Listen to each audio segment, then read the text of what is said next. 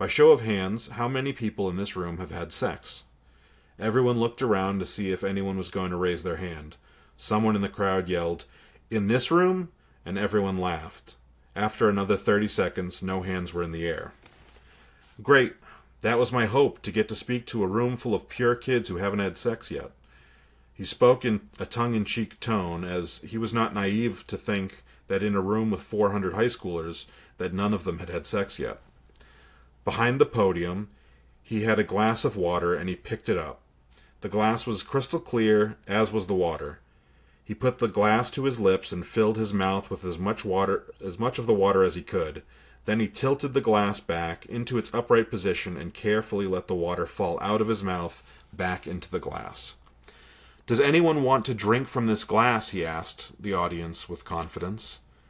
There was a murmur of disgust, and kids shook their head. Greg didn't like germs in general, and this seemed even grosser to him. "Is no one willing to drink this glass of water?" Reverend Sharp asked, knowing that his point would work on some of these kids. "Okay, let's do a hypothetical. I'm not going to ask Mr. McCarthy to do what I just did to the same glass of water, but say he did. Say he did it. Would that make you more or less likely to want to drink from this glass of water?" He raised his eyebrows in rehearsed curiosity. "Less," the kids murmured. "Then say after he was done letting the water run back from his mouth into the glass, we got a third person to do it. Would you be even less likely?" "Yes," they responded. He pulled a second glass from the podium, nearly identical to the first. Now, who, if thirsty, would want to drink from this glass?